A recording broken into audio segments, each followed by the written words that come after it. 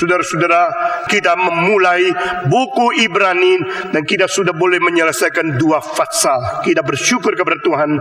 Mari kita sekarang menelusuri kembali, melihat kembali apa yang dikatakan pasal pertama dan pasal kedua di dalam poin yang penting. Saudara-saudara, di dalam pasal yang pertama, penulis Ibrani mengatakan Yesus lebih tinggi dari segala malaikat.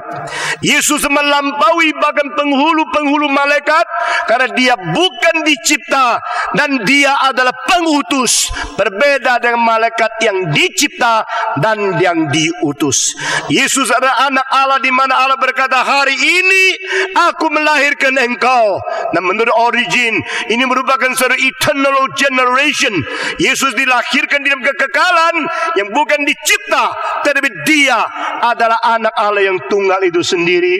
Saudara-saudara, langsung Allah mengirim anak ini ke dalam dunia pada waktu inkarnasi, supaya anak ini menjadi sesuatu protokol, menjadi sesuatu dasar, menjadi suatu pemula adanya anak-anak Allah yang lain.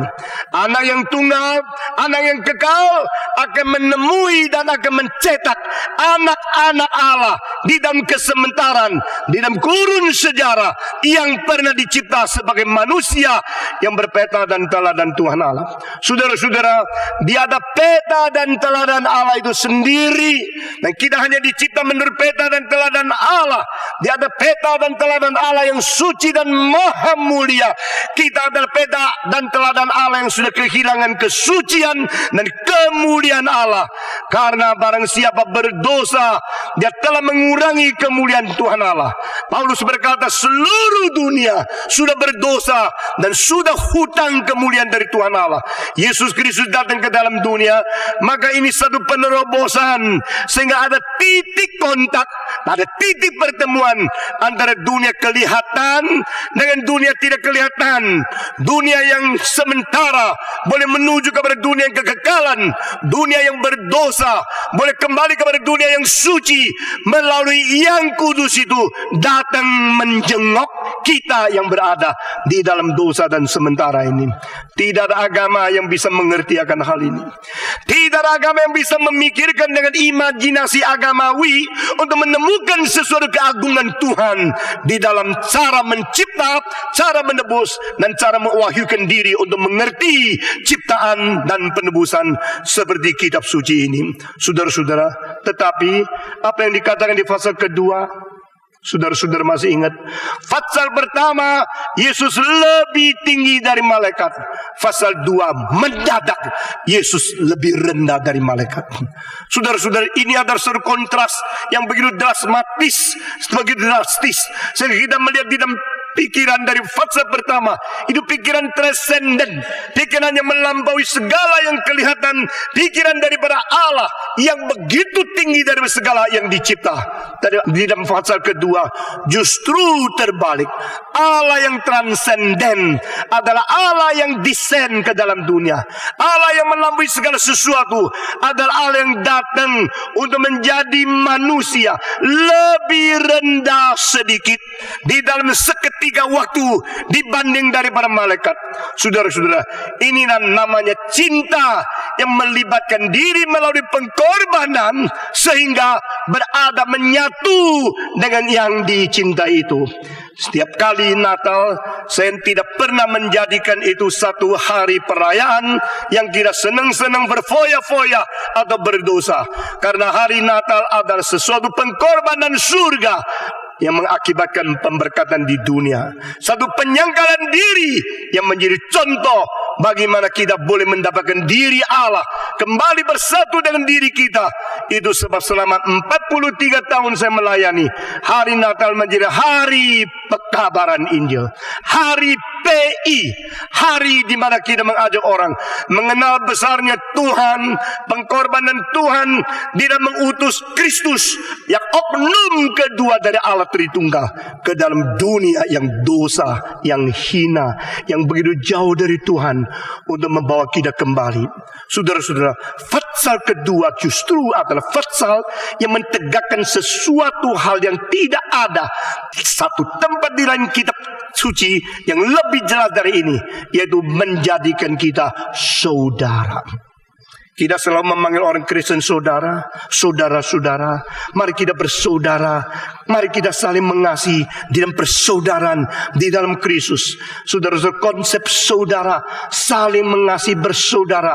Ayat-ayat mana paling penting di seluruh kitab suci di dalam pasal kedua daripada Ibrani. Saudara-saudara, dan di situ dikatakan dia menyebut kita sebagai saudara, tidak merasa malu. Saudara-saudara, itulah satu kalimat mengenai malu yang paling penting di antara beberapa istilah malu yang muncul di dalam sepanjang kitab suci. Pada waktu Adam berdosa, dia merasa malu. Pada waktu Kristus dipermalukan di atas kayu salib, Paulus mengatakan, aku tidak merasa malu bagi Kristus yang disalib. Nah, di sini kontrasnya, Adam berdosa, dia rasa malu, tapi tidak ada cara kembali kepada kemuliaan yang asal. Yesus yang mulia rela dimalukan di atas kayu salib dan hanya menunggu siapa yang tidak menganggap salib Kristus itu hal yang malu. Paulus berkata, aku tidak merasa Injil itu malu. Aku tidak merasa malu bagi Injil, karena di dalam Injil terkandung kuasa keselamatan Tuhan Allah bagi semua orang yang percaya. Ini satu turning point, dan barang siapa dalam sepanjang sejarah mengerti poin ini, dia akan bersama-sama bersorak-sorai dengan Paulus mengenai salib yang malu, yang menjadi tanda penghinaan yang terkeji, yang paling rendah bagi kerajaan Romawi, bagi siapapun yang dianggap berdosa dan sudah divonis untuk mati. Saudara-saudara sekalian, namun demikian kita menemukan seorang yang sebenarnya sangat malu di dunia karena dia buta dari kecil sampai umur 90 lebih baru mati. Tapi orang ini menulis lagu yang meresponi apa yang dikatakan oleh Paulus.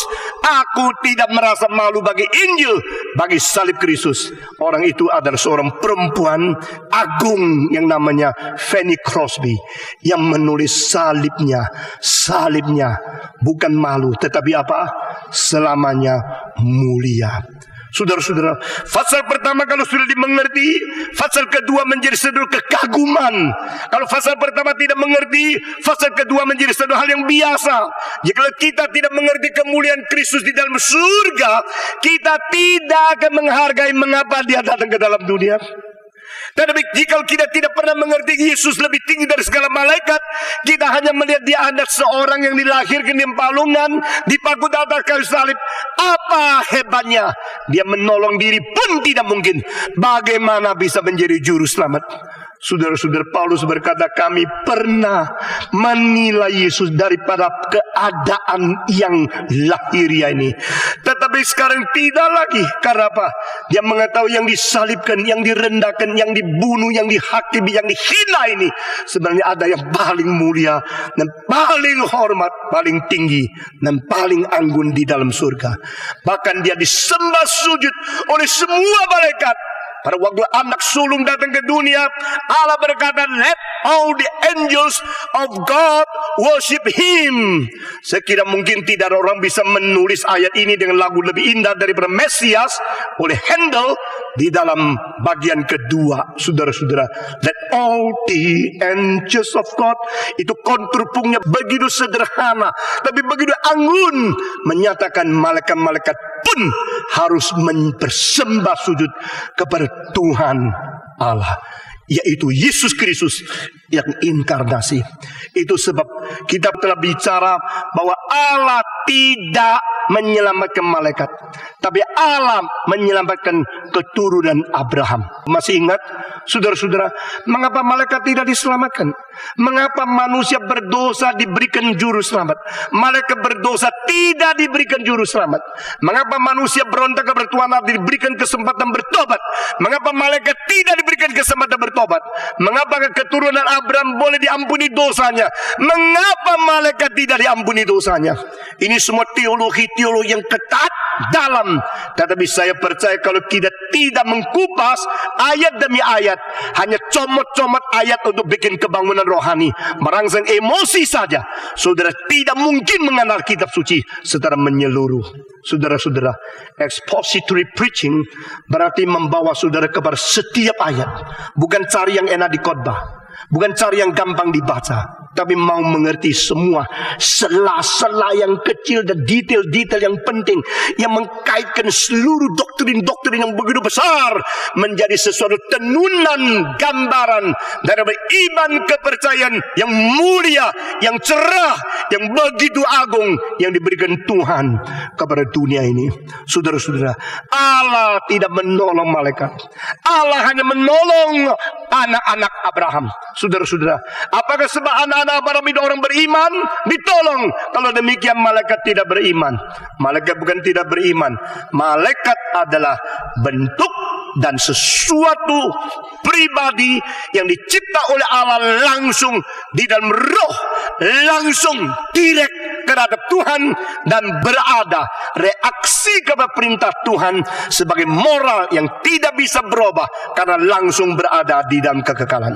Saudara-saudara, bedanya manusia dengan malaikat hanya satu yang penting. Kita mempunyai tubuh, dia tidak mempunyai tubuh. Semua 1, 2, 3. Kita mempunyai tubuh, dia tidak mempunyai tubuh. Dan tubuh ini bagi semua agama ada sesuatu yang merongrong, sesuatu yang membatas, sesuatu yang mengikat, sesuatu yang membuat kita dikacaukan sehingga kita tidak bisa menjalankan apa yang kita inginkan di dalam kerohanian kita. Tapi bagi orang Kristen tidak. Bagi ajaran teologi Kristen, saudara-saudara, tubuh adalah tempat perdiaman Roh Kudus. Tubuh adalah bait Allah, dan tubuh adalah tempat di mana Allah menyatakan anugerah kepada mereka yang sementara terkurung di dalam tubuh jasmania, yang mata jasmania tidak bisa melihat Tuhan. Saudara-saudara, saya kira mengenai doktrin tubuh manusia ini belum diperkembangkan baik di dalam systematic theology. Saya kadang-kadang melihat yang disebut systematic theology itu sebenarnya adalah sesuatu hasil daripada beberapa abad terakhir dan merupakan sesuatu pengikutan daripada dunia of keliru atau sesuatu enlightenment yang sangat mementingkan rasio dan tidak mementingkan keseluruhan organisme dari seluruh kitab suci. Abad ke-21 perlu diperkembangkan organic theology, bukan systematic theology. Karena systematic theology hanya mengatur dengan beres secara pengertian kognitif yang sistem, yang akademis. Tetapi banyak hal yang hilang di tengah-tengah systematic theology. Saudara-saudara, mengapa manusia diberi tubuh? Apa fungsinya tubuh? Dan tubuh itu apakah bedanya dengan malaikat yang tidak ada tubuh? Kita sudah menguraikan beberapa poin yang penting, sehingga saya mengajak saudara jangan menghina tubuh, jangan melampiaskan tubuh, jangan salah mempergunakan tubuh. Selama periode tubuhmu masih berada, baik-baik memakai tubuhmu menjadi alat memuliakan Tuhan. Saudara-saudara yang berdagang tidak jujur memakai mulut tubuh ini untuk melayani setan. Saudara yang memakai tubuh berzina, engkau mempergunakan alat tubuh ini untuk menjadi alat untuk berkaitan dengan perzinahan, dengan dosa. Dan di dalam tubuhmu, Paulus berkata, engkau harus memuliakan Tuhan karena kau sudah ditebus dengan harga yang tinggi. Sekarang kita masuk ke dalam pasal ketiga. Setelah selesai mengapa malaikat tidak diselamatkan dan mengapa manusia diselamatkan, dan kita menemukan karena manusia tubuh. Manusia mempunyai tubuh itu sebab Kristus harus mempunyai tubuh untuk menebus mereka yang mempunyai tubuh. Dan di dalam tubuh dia sendiri, dia telah digantung dan menanggung dosa kita. Ini tercantum di dalam 1 Petrus pasal 2:24. Dia datang menjadi tubuh, Allah menjadi daging. Firman menyatakan diri di keadaan mempunyai tubuh dan berdaging dan berdarah, sesuai dengan Ibrani pasal 2 ayat 14, supaya mengalahkan dia, yaitu pengontrol dan penguasa kuasa maut. Saudara-saudara, selesai dua pasal yang begitu penting, maka sekarang ada satu ajakan. Di dalam Ibrani ada 5 peringatan dan ada beberapa ajakan yang penting sekali. Sekarang kita melihat ajakan dari pasal ketiga. Sebab itu, hai saudara-saudara yang kudus. Saudara-saudara, kalimat ini sudah membuat saya begitu kagum dan begitu tertarik dan memikirkan dengan begitu banyak waktu. Sebab itu berarti pasal ketiga adalah akibat pengertian pasal pertama dan dua. Therefore, itulah sebabnya. Sebab apa? Sebab fasa pertama dan fasa kedua digabung menjadi sebab itu. Itu apa? Sebab Allah merela menjadi manusia yang lebih tinggi dari malaikat, rela menjadi lebih rendah dari malaikat, yang dia kegagalan rela di dalam keadaan sementara. Sebab itu engkau yang sudah disediakan, engkau yang sudah diberikan kemungkinan bertobat, pengampunan dosa dan keselamatan, berdamai dengan Tuhan Allah. Sebab itu, saudara-saudara, pengertian daripada pasal pertama dan pasal kedua menjadikan konsentrasi kepada sebab itu. Saudara-saudara, hai saudara-saudara yang kudus. Perhatikan di sini saudara-saudara adalah kesimpulan daripada saudara-saudara yang kudus, adalah kesimpulan dari pasal kedua, saudara-saudara. Apa sebab? Karena dia tidak merasa malu memanggil kita sebagai saudara-saudara. Dan bagaimana kita bisa dijadikan saudara-saudara? Kalau dia anak sulung, anak tunggal, kita anak-anak yang diadopsi, anak-anak yang lain. Menurut pasal 8 Roma, maka melalui anak sulung dia akan membawa banyak anak menuju kepada kemuliaan yang ditetapkan, di mana dia menjadi teladan bagi kita masing-masing. Saudara-saudara, sekali lagi, melalui anak sulung, anak tunggal ini datang ke dalam dunia, dia akan membawa begitu banyak anak untuk bersama-sama dengan dia, untuk masuk ke dalam kemuliaan Allah melalui mengikuti dia sebagai teladan. Christ is the example of human life. The incarnation of Christ is to be example and standard of human ethics, human behavior. Sehingga hidupmu, hidupku, kelakuanmu, kelakuanku, perbuatanmu, perbuatanku, pikiranmu, pikiranku, tindak tandukmu, tindak tandukku, semua ini seharusnya mau belajar dan meneladani Kristus. Saudara-saudara, di dalam kristologi, orang Injili selalu hanya titik berat kepada penebusan, penggantian, mati mengganti kita. Dan orang liberal selalu mentiadakan itu, melalaikan itu, dan mementingkan Kristus datang menjadi contoh kita meneladani. Saudara-saudara, orang reform harus dua-duanya pegang. Orang reform Injili sesudah pegang keduanya ini, lalu kita memberitakan kepada orang lain. Saudara-saudara, Kristus datang ke dalam dunia untuk apa? Untuk mati bagiku. Ini Injil. Kristus datang ke dalam dunia untuk apa? Untuk aku menyontohi dia, aku meneladani dia. Ini orang-orang liberal, tetapi dia mereform Injili. Kita mempunyai mandat kebudayaan, bagaimana mempunyai watak yang mempunyai kemiripan peta teladan seperti Kristus, lalu kita memberitakan ini kepada orang lain, supaya orang lain juga menerima Yesus sebagai juru selamat, lalu menjadi contoh bagi mereka, membawa mereka menuju kepada jalan meneladani Kristus. Saudara-saudara, maka pasal kedua menjadi dasar dari kalimat ini. Sudah perhatikan kalimat ini mengatakan, hai saudara-saudara. Hai saudara-saudara. Bagaimana Yesus menjadikan kita saudara? Oh, pokoknya yang mau terima dia jadi saudara. Pokoknya siapapun yang namanya Kristen itu saudara Kristus. Saudara-saudara, Yesus Kristus menjadikan engkau dan saya saudaranya melalui satu proses. Proses apa? Proses penyucian. Semua katakan, proses penyucian, sanctification. Jika kita hanya pentingkan justification, kita tidak mementingkan sanctification, maka kita akan terjun ke dalam kegagalan 100 tahun sesudah reformasi. Saudara-saudara, pada waktu Martin Luther mengatakan reformasi, dia mentekankan sola gratia, segala sesuatu hanya anugerah Tuhan, all by grace, grace. Kalau engkau tidak mengenal grace, engkau tidak mengenal akan anugerah Tuhan, engkau sanggup akan menjadikan dirimu berjasa dan merebut kemuliaan Tuhan. Teologi daripada anugerah adalah dasar daripada teologi memuliakan Tuhan. Ini kait satu dengan lain yang tidak bisa terlepas, yang tidak bisa terpisah, saudara-saudara. Karena the knowledge and the understanding and the consciousness of everything is by grace. that reason we should glorify God because there's no human merit inside. Di dalam diriku tidak ada sesuatu yang baik. Di dalam diriku semua itu harus dihukum, harus dihakimi.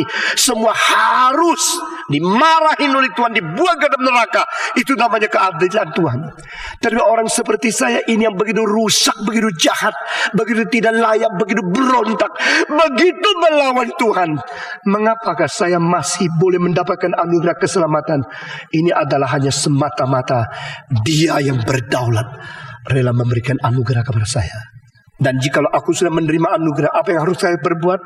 Pertama, bersyukur kepada Dia. Kedua, hidup suci untuk bersyukur sepadan dengan apa yang saya terima. Ketiga, memberitakan Injil supaya orang lain mengenal anugerah yang saya terima.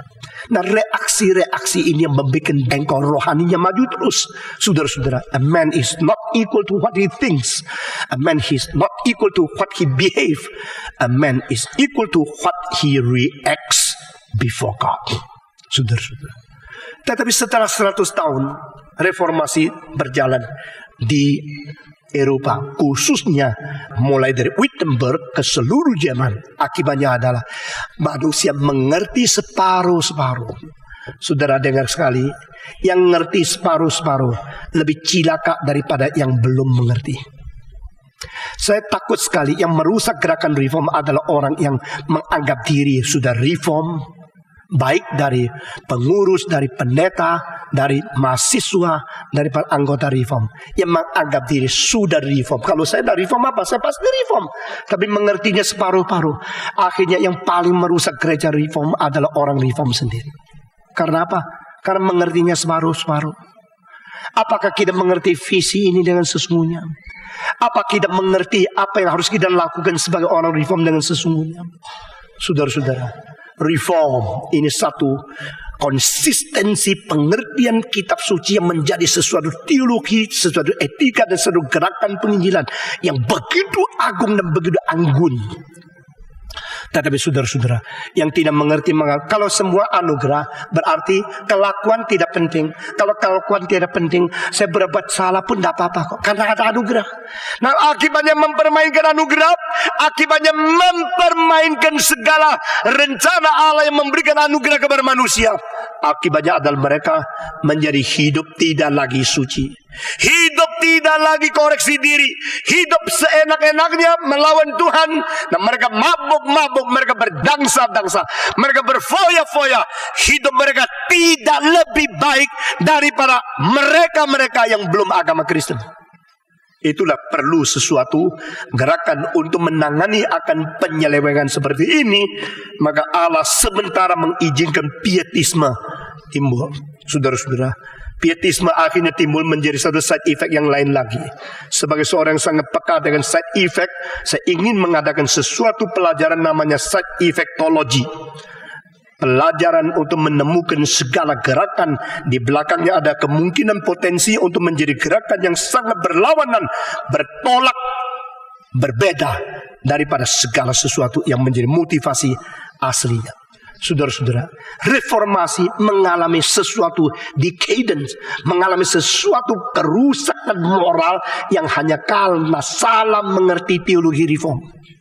Mengakibatkan satu pikiran, kita harus suci, harus mempunyai pertobatan pribadi, harus mempunyai ibadah yang sungguh-sungguh kepada Tuhan tanpa berkompromi, dan kita harus mengasingkan diri dari orang yang tidak suci.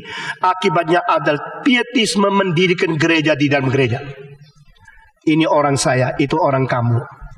Saudara-saudara, semua pekerjaan Tuhan boleh ada, boleh tidak ada, kalau Tuhan pada waktunya mengatakan boleh berhenti. Tapi kalau pekerjaan Tuhan harus terus-teruskan, Tuhan akan panggil banyak orang melayani dengan sungguh-sungguh.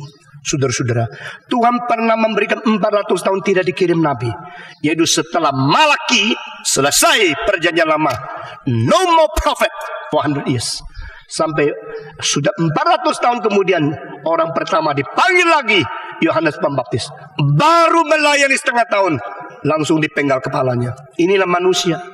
Apakah kita membawa sifat manusia yang lama kembali untuk melayani Tuhan? Atau kita mengharapkan itu satu gerakan yang murni, yang mengembalikan firman Tuhan dan membawa manusia betul-betul beribadah kepada Tuhan? Saudara-saudara, tidak ada orangnya engkau, orangnya saya. Sebab itu kita jangan lihat gerakan reform, gereja reform ini sesuatu yang lebih penting dari semua gereja yang lain. Tidak. Saudara-saudara, kalau bisa kita memberi kepada yang lain, karena semua sama, semua pekerjaan Tuhan, sehingga kita mendukung, kita mendoakan, kita mengharapkan yang lain juga bekerja dengan baik. Di Perth ada orang yang sangat reform. Kita tidak perlu lagi dirikan gerakan di situ. Tidak perlu dirikan gereja di situ. Doakan supaya mereka kembali kepada reform dengan sungguh-sungguh. Kalau tidak, kita mulai. Saudara-saudara, dengan demikian gerakan ini adalah untuk Tuhan, untuk seluruh keluarga Tuhan yang besar, yang menyeluruh, seperti apa yang kita akan lihat di dalam pasal ketiga, bagian ayat 3 dan selanjutnya. Saudara-saudara, dan kita melihat bagaimana caranya Allah menjadikan kita saudara-saudara Kristus. Kita menjadi saudara-saudara Kristus karena Kristus memakai sesuatu proses sehingga kita yang tadinya musuh boleh menjadi saudara. Apa itu? Proses mengkuduskan. Kembali kita membaca pasal kedua. Saudara-saudara, pasal kedua kita membaca bersama-sama. Di dalam pasal 2 ada istilah mengenai yang mengkuduskan dan yang dikuduskan. Itu menjadi dasar dari ayat ke-1 pasal ketiga. Kita membaca dari Ibrani pasal yang kedua. Kita membaca dari ayat 11. Semua membaca bersama-sama. Sebab Ia yang mengkuduskan dan mereka yang dikuduskan, mereka semua berasal dari satu. Itulah sebabnya Ia tidak malu menyebut mereka saudara. Saudara-saudara, ini ayat yang penting. Yang mengkuduskan siapa? Yang dikuduskan siapa? Sudah lewat berapa minggu, lupa semua ya. Yang mengkuduskan siapa? Kristus. Yang dikuduskan siapa? Kita. Sebuah sekali lagi. 1, 2, 3. Yang mengkuduskan Kristus. Yang dikuduskan kita. Yang menguduskan dan yang dikuduskan berarti kepala gereja dan gereja. Berarti gereja yang kudus dan dipimpin oleh Tuhan yang suci. Saudara-saudara, yang mengkuduskan Kristus, yang dikuduskan gereja. Siapa ke Kristus? Anak yang tunggal. Siapa ke gereja? Anak-anak yang lain. Saudara-saudara, siapakah Kristus? Saudara kita yang paling sulung. Siapakah gereja? Saudara-saudara Kristus yang lain. Nah, saudara-saudara, itu sebab mari kita membaca pasal ketiga ayat pertama digabung dengan ini.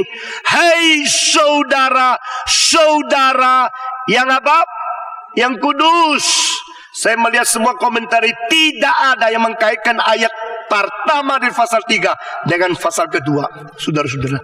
Tapi ini kalau tidak dimengerti, engkau tidak mengetahui apa sebab satu-satunya kali di dalam seluruh kitab suci yang menyebut hei saudara-saudara yang kudus, yang menerima panggilan surgawi. Tidak ada di lain tempat. Seluruh kitab suci hanya satu kali di sini. Dan ayat ini adalah memeteraikan, adalah mengesahkan apa yang dikatakan oleh pasal 1 dan 2 yang juga tidak pernah dikatakan oleh pasal-pasal yang lain di dalam seluruh kitab suci. Allah yang lebih tinggi daripada malaikat menjadi Allah yang lebih rendah dari malaikat. Allah yang tidak terbatas menjadi manusia yang terbatas. Dia inkarnasi, berada di tengah-tengah kita untuk mengatakan sesuatu pengudusan di dalam proses menjadikan kita saudara. Saudara-saudara, Yesus menjadikan satu proses pengudusan bagi kita. Dia yang menguduskan kita dan kita yang dikuduskan. Di sini selain anugerah, selain pengertian secara teologis, di sini adalah proses pengudusan.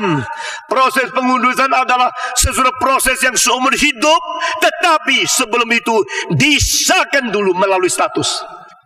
Sekali lagi saya mentegakkan di sini 3 step daripada pengudusan. Pertama, pengudusan status. Kedua, pengudusan kondisi.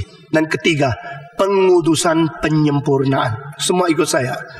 Pengudusan status. Kedua, pengudusan kondisi. Dan ketiga, pengudusan yang menyempurnakan.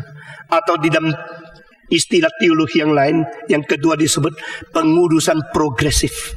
Progressive sanctification. Saudara-saudara, pada waktu kita diselamatkan, diperanakan pula, pada waktu kita menerima Yesus Kristus dan kita diberikan hidup yang baru, kita sudah menjadi orang suci. Bukan seperti sanctus dikanonisasikan, bahkan ada yang sampai berapa ratus tahun setelah orang itu mati. Alkitab mengatakan, kamu adalah orang suci. Dari mana kita bisa mentegakkan atau mengatakan hal ini? Karena waktu Paulus menulis surat kepada orang di Korintus, dia mengatakan satu kalimat. Kalimat itu apa?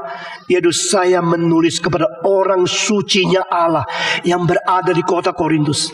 Benarkah gereja Korintus itu suci?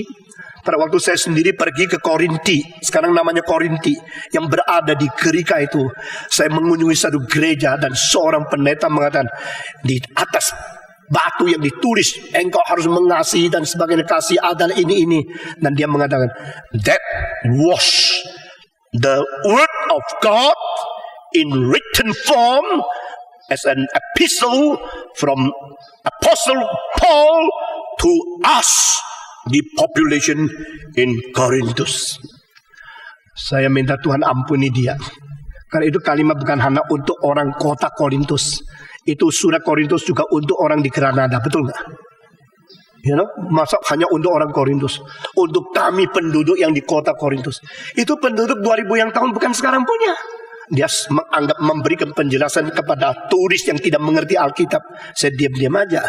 Dan di situ dia membanggakan kalau Korintus mendapatkan surat dari Paulus yang paling panjang, yang paling banyak. Saya diam-diam saja. Saudara-saudara sekalian, Korintus adalah gereja yang paling bikin kepala pusing untuk Paulus. Paulus mendirikan gereja begitu banyak. Satu-satu yang bikin dia kepala mau pecah, yaitu Korintus. Karena apa? Mereka mementingkan karunia lidah lebih daripada mengabarkan Injil. Mereka ribut tentang makanan. Mereka begitu kurang suci. Bahkan di antara gereja Korintus yang didirikan oleh Paulus sendiri, jangan kita melihat, oh ini gereja yang didirikan oleh dia tidak beres, berarti orang yang tidak beres. Gereja yang didirikan Paulus banyak yang tidak beres. Gereja Korintus paling tidak beres. Berapa hal yang paling tidak beres adalah di antara mereka ada seorang anggota berani tidur bersama ibu tiri. Saudara-saudara, ini satu kekejian, sesuatu dosa yang paling besar yang boleh dikatakan, dicatat dalam Alkitab tentang ada orang Kristen seperti ini.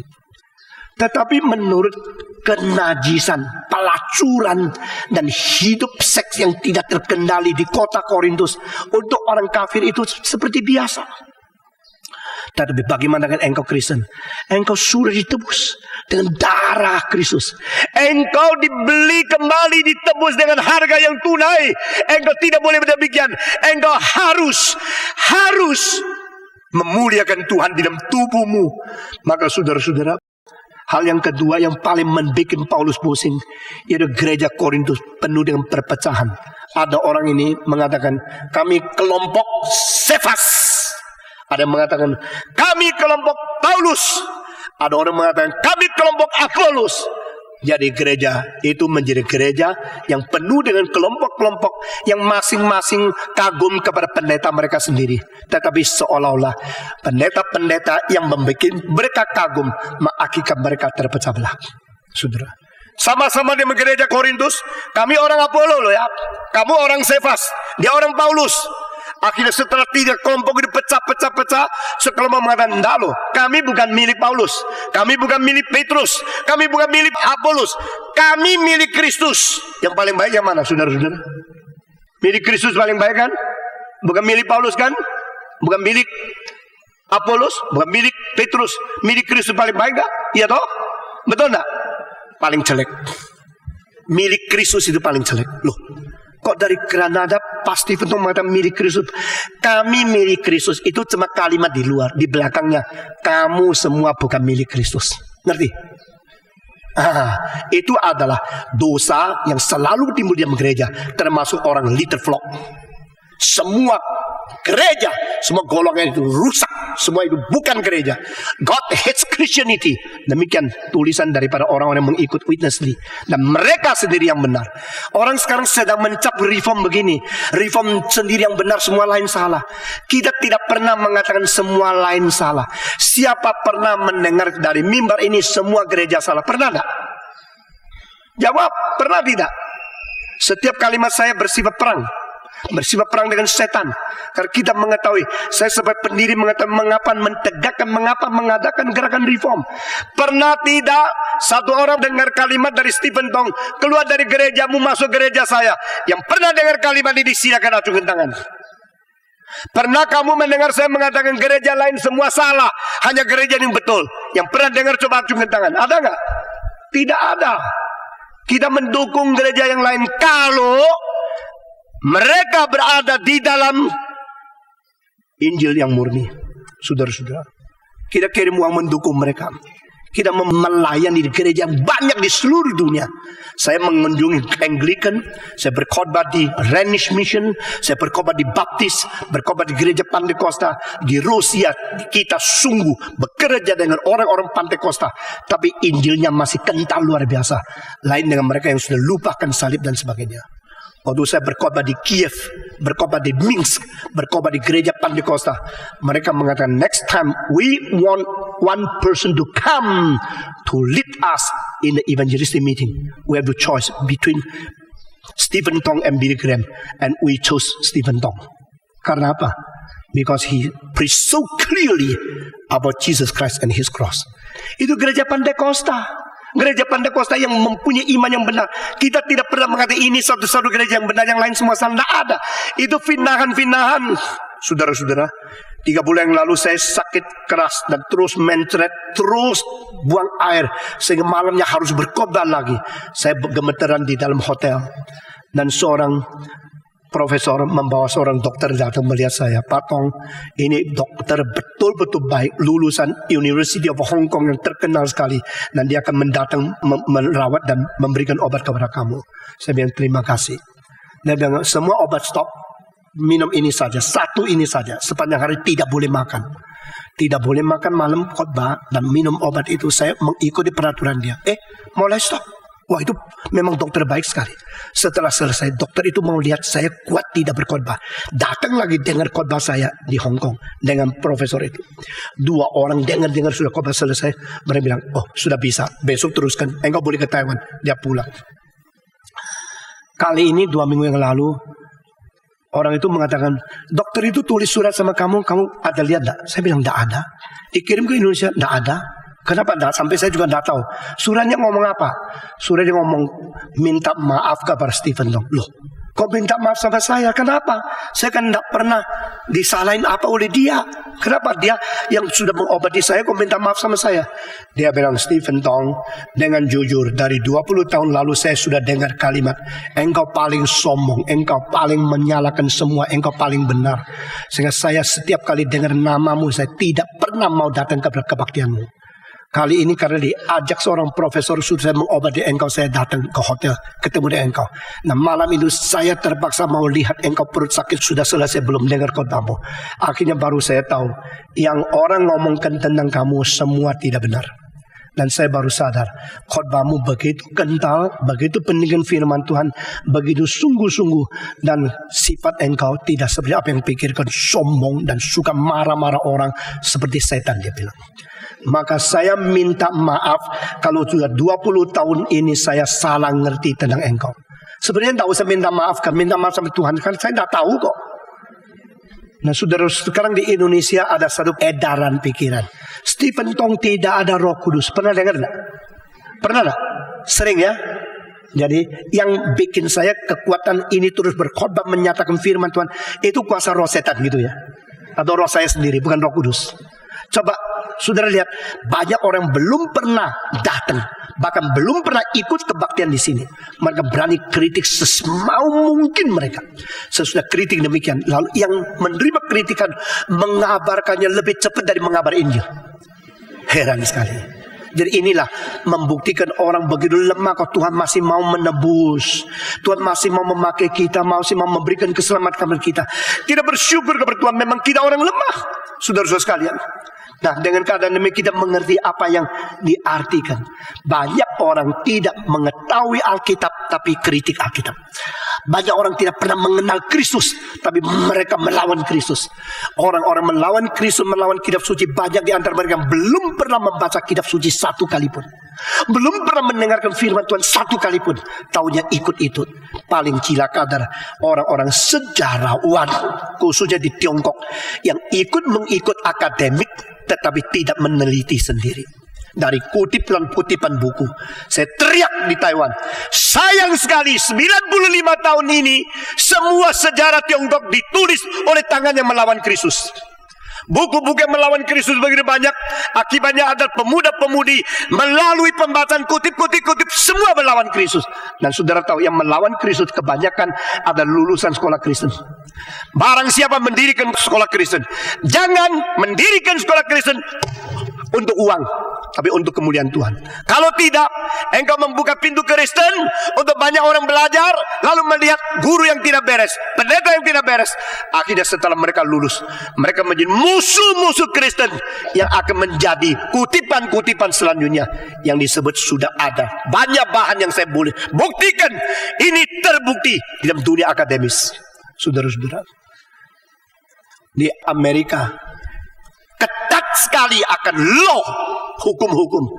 Tetapi pada waktu menghakimi orang hitam, kalau yang menjadi hakim itu orang putih, orang hitamnya cilaka.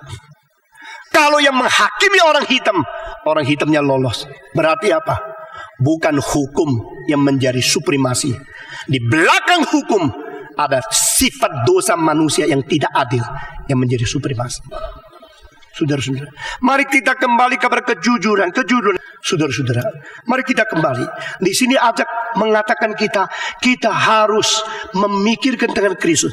Hei saudara-saudara yang kudus, menurut panggilan surgawi yang bersama, sama.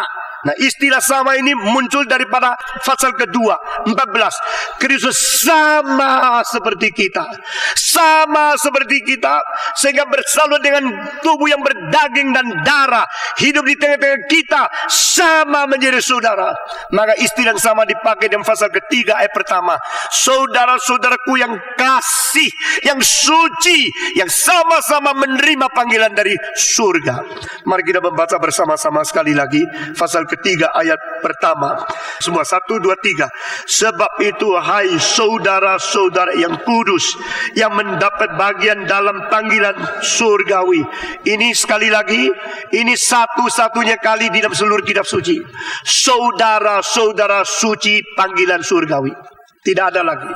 The only time in the New Testament, the only time in the Bible, we are same as the brothers, the holy brothers, which have been called from heaven.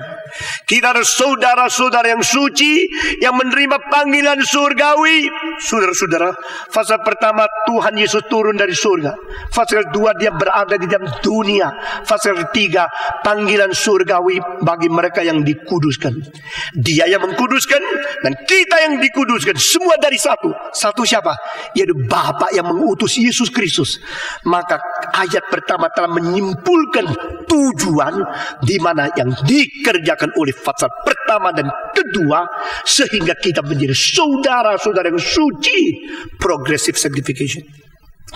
Mengenai progressive sanctification, saya kira perlu ada satu seri khotbah yang belum ada waktu, yaitu khusus mengatakan sanctification of emotion. Saudara-saudara, sanctification of will, sanctification of reasoning power. Ini ketiga hal ini menjadi penting sekali.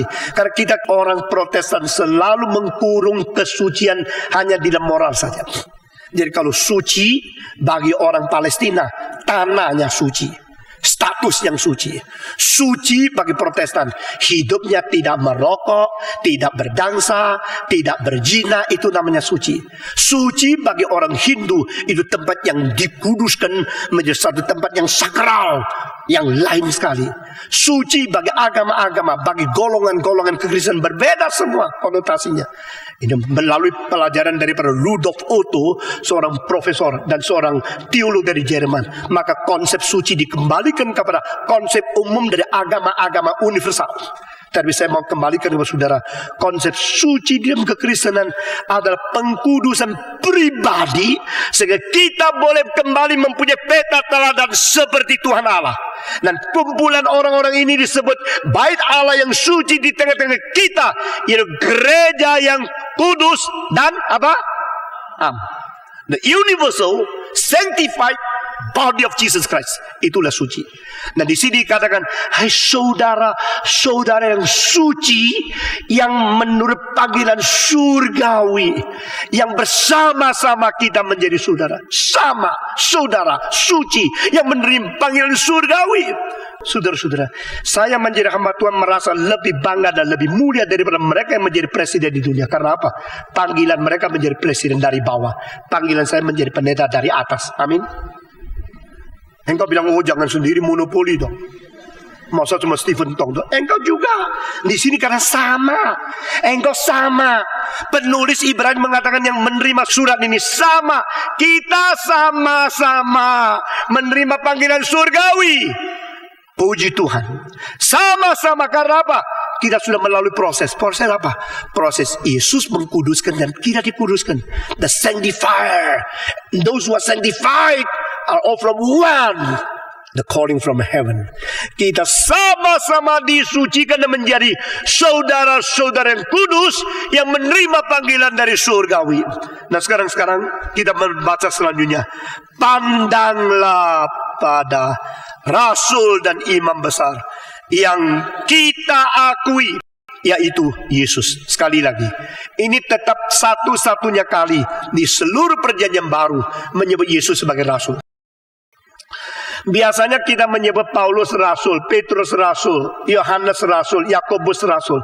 Tapi di sini dikatakan oleh penulis daripada Ibrani, siapa yang menjadi Rasul? Yesus, saudara-saudara. Yesus Rasul. Dan apa dia? Dia juga adalah Imam besar. Nah saudara-saudara, ini dua istilah mewarnai seluruh kitab Ibrani. Saudara-saudara, saya khusus mengkopi Ibrani dalam buku ini sudah menjadi lebih besar kalau membacanya. Saudara, ini seluruh kitab Ibrani ini adalah mewarnai Kristus adalah Rasul yang diutus, dan Kristus adalah Imam yang membawa kita kembali.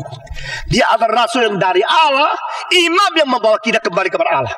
Ini kedua jabatan, ini kedua istilah muncul di sini, dan ini menjadi satu pendahuluan di mana dalam seluruh Ibrani itu 10 kali memakai imam besar, imam besar, imam besar, imam besar, imam besar.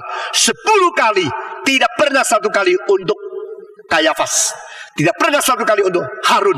Semua 10 kali imam besar dipakai hanya untuk menyatakan satu orang, yaitu Yesus Kristus.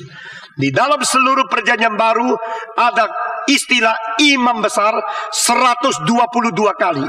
10 kali di dalam Ibrani, dan semuanya hanya untuk Yesus Kristus. Dan yang lain itu ada 6 kali imam yang bukan untuk Yesus, itu untuk orang lain. Saudara-saudara, di dalam Ibrani imam 6 kali dicantumkan, khususnya dari pasal 10 dan 11. Tetapi 10 kali imam besar, imam besar, imam besar, itu hanya untuk satu orang, yaitu Yesus Kristus. Di dalam seluruh perjanjian baru adalah 102 kali istilah imam besar. Dan kenapa 10 kali di sini khusus untuk Yesus Kristus? Karena Yesus adalah imam besar yang kekal dan asli. The original, the eternal high priest. Saudara-saudara, Yesus Kristus imam besar satu-satunya yang asli, yang kekal. Yang lain itu hanya kopi-kopi yang berada dalam sejarah. Tapi orang Israel sekarang sudah membalikkan. Oh, malaikat itu tinggi sekali, Yesus orang Nazaret. Imam besar itu seperti Harun, seperti yang lain-lain, hebat sekali. Yesus hanya seorang Nazaret. Ibrani mengatakan, mari kita putar kembali. Yesus siapa? Yesus bukan orang di Nazaret. Yesus adalah lebih tinggi dari segala malaikat. Fase kedua, dia lebih rendah dari malaikat untuk menjadi imam. Kenapa? Karena imam berdiri di tengah-tengah Allah dan manusia. Saudara semua, 1, 2, 3. Imam berdiri di tengah-tengah Allah dan manusia. Imam melayani Tuhan untuk mengabdi kepada umat Tuhan yang sebenarnya manusia. Imam ikut menebuskan dosa manusia untuk minta pengampunan dari Tuhan. Imam itu berada di tengah manusia dan Allah, di tengah-tengah yang mati dan yang hidup, di tengah-tengah yang najis dan yang suci, di tengah-tengah yang memerlukan anugerah dan yang pemberi anugerah. Itu imam. Dan Yesus siapa? Imam besar. Saudara-saudara, saya tidak menjelaskan imam besar tentang Kristus lebih gampang. Tapi mengapa Yesus disebut rasul? Kalau Yesus memanggil rasul, apakah sebabnya dia sendiri disebut rasul? Yang kita akui. Jadi berarti pada waktu itu mereka mempunyai pengertian Yesus sebagai rasul yang masih memanggil rasul-rasul yang lain. Ini semua adalah satu dan lapisan double. Yesus adalah anak yang memanggil semua anak yang lain kembali ke kerajaan Allah. Yesus adalah imam besar yang menjadikan kita semua menjadi kerajaan imam. Saudara-saudara, Yesus adalah anak, kita menjadi anak. Yesus adalah rasul, kita dipanggil menjadi rasul diutus. Yesus adalah imam, kita akan menjadi kerajaan imamat. Kalau demikian, rasul Yesus di sini apa artinya? Sudah perhatikan istilah rasul di dalam perjanjian baru, apostolos berarti yang diutus. Nah saudara, istilah langsung rasul untuk Yesus Kristus hanya satu kali di seluruh kitab suci, yaitu pasal 3 ayat 1 di sini. Tetapi istilah Yesus diutus itu berkali-kali muncul di dalam perjanjian baru, termasuk Yohanes 3:17, termasuk 1 Yohanes pasal keempat ayat ke-10 dan sebagainya.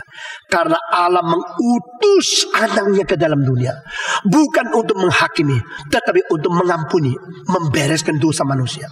Dia diutus Allah untuk menjadi korban propisiasi. Nah saudara-saudara, dengan demikian dalam kitab suci berkali-kali Yesus diutus. Tetapi diutus itu berarti fungsi, tidak berarti jabatan. Di sini arti jabatan. Jadi apostolos dengan kapital A, yaitu dia apostolor yang paling besar. Sama dengan yang dikatakan di dalam perjanjian lama, malaikat-malaikat. Istilah malaikat dengan artinya adalah messenger. Messenger berarti kiriman atau utusan atau yang disuruh oleh Tuhan, yang mengirim sesuatu berita yang disuruh oleh Tuhan, namanya messenger. Pada waktu Yesus Kristus dalam perjanjian lama juga disebut messenger. Jadi yang disebut malaikat dari Allah, kalau hurufnya besar itu Kristus, huruf kecil itu malaikat yang lain. Jadi he is the great messenger of God. Dia adalah rasul besar dari Tuhan Allah. Saudara-saudara, tapi di sini katakan rasul yang besar bukan orang lain, Kristus. Kristus adalah rasul. Kristus adalah imam besar. Lalu untuk Kristus dan rasul imam besar, kita sudah akui? Ya, kita akui. Apa artinya akui? Akui berarti confession. Apa arti confession? Berarti pencetusan di hadapan umum apa yang menjadi kepercayaanku. Saudara-saudara, yang disebut confession berarti mengaku iman di hadapan umum tentang apa yang kau percaya. Pada abad pertama orang dibaptiskan, mereka harus mengatakan apa yang dia percaya. Saudara-saudara, apa yang menjadi kepercayaan mereka. Sayang sekali sekarang seluruh sekolah teologi di seluruh dunia jatuh ke dalam belajar pengetahuan kognitif, bukan iman. Saya di barat sudah mulai mengkritik sistem teologi yang menjadi ekornya Enlightenment era, menjadi sesuatu pengikut daripada zaman pencerahan, menjadikan kekristenan terkurung di dalam wilayah kognitif, tetapi di dalam iman tidak menjadi kekuatan yang mendorong penginjilan dan membawa manusia kembali kepada Tuhan Allah. Saudara-saudara, tokoh-tokoh di perjanjian baru bukan demikian. Mereka bukan mengajar satu pengetahuan, engkau bisa lulus, engkau sudah dapat angka yang tinggi. Mereka adalah mencetak orang yang beriman kepada Tuhan, sungguh-sungguh bergumul kepada Tuhan, mati hidup berdebat, berjuang, mati hidup menyerahkan diri untuk Tuhan. Dan abad pertama seorang bernama Brother Andrew mengatakan, sebuah rasul cuma tahu pergi, tak pernah tahu bagaimana pulang. They know only how to go to unreached people, go to unreached nations. Pergi. Mereka tak pikirkan bagaimana pulang. Kalau pergi mengabar Injil, pergi, tak bisa pulang, tak apa-apa. Pokoknya Injil pergi. Sampai seluruh dunia mengenal Yesus Kristus. Itulah semangat kekristenan. Sekarang tidak.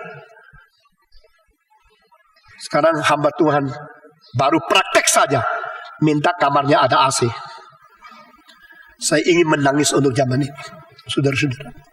Jikalau kita mempunyai pengertian teologi yang begitu banyak, tapi iman kita tidak mempunyai satu jiwa pengabdian dan perjuangan, bagaimana kita bisa melayani Tuhan dengan baik?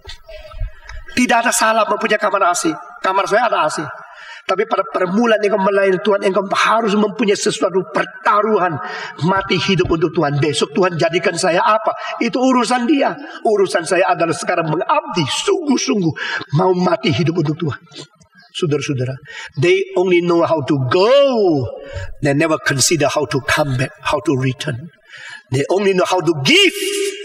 They do not consider and do not debate about how to get back.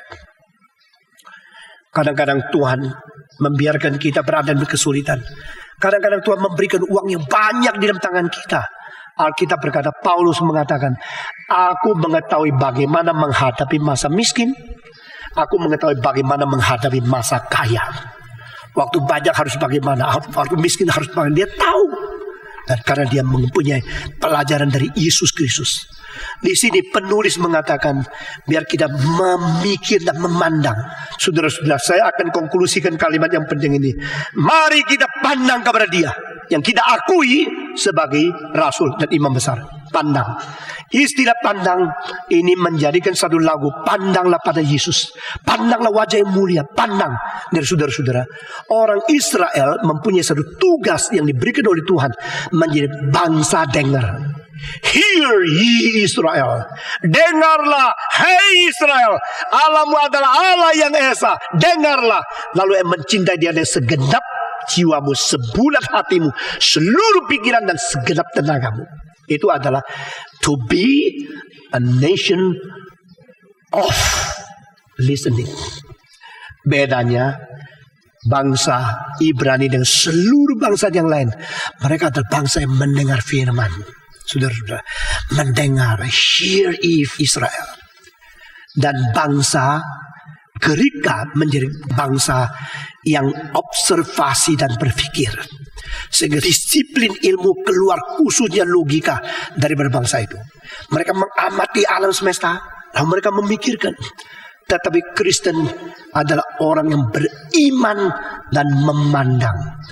We are called to believe and to gaze on Jesus Christ. Memandang dia. Istilah memandang di sini lain sama lihat-lihat. Lihat-lihat. Sesuai lupa semua. Memandang dia. Mengharap dari dia. Itu menjadi tugas kekristenan. Saudara-saudara, kalau panggilan ini dari surga, the calling is from heaven. Sekarang kita mesti gaze on heaven, look at Jesus Christ, dan memikirkan tentang dia, beriman kepada dia, memandang kepada dia, dan bermeditasi tentang dia. Semua 1, 2, 3. Beriman kepada dia, memandang dia, dan bermeditasi kepada dia. Kalau ini sudah beres, lalu pasal 3, 4, 5 sampai pasal 13, semua berada di kerangka ini. Kristus yang turun, Kristus yang menjadikan saudara, Kristus yang kuduskan kita, Kristus yang memimpin pikiran kita. Kita bagaimana beriman, bagaimana memandang, bagaimana merenungkan dia sebagai rasul dan sebagai imam besar. Mari kita berdoa. Kita berdoa untuk membawa diri kita kembali kepada Tuhan. Kita berdoa untuk minta Tuhan pimpin kita masing-masing. Kita berdoa untuk kiranya Tuhan bertakhta dan menjaga kita menjadi anak-anak Tuhan yang sungguh-sungguh mencintai Dia dan mengerti akan rahasia kristologi dan terapkan dalam hidup kita masing-masing melalui memandang Dia dan memikirkan tentang Dia. Mari kita berdoa bersama-sama. Semua berdoa. Bapa di dalam surga, sekali lagi datang kepadamu. Kami minta Engkau sendiri bertakhta dan bekerja di tengah-tengah kami. Engkau tidak meninggalkan kami, tidak membuang tolongkan kami, nyatakan kuasa dan kemuliaan di tengah kami, berkati kami masing-masing, sehingga kami mempunyai pengertian tentang cinta kasih Allah melalui Kristus yang mengkuduskan kami, sehingga kami boleh menjadi orang-orang yang disebut saudara tanpa Tuhan merasa malu, dan kami mau memikirkan, kami mau menandang, kami mau beriman, dan kami mau merenungkan segala sesuatu tentang Kristus di dalam hidup kami yang sudah dipanggil dari surga. Dengar doa kami Tuhan, dalam nama Yesus Kristus, menebus dan juru selamat kami yang hidup. Amin.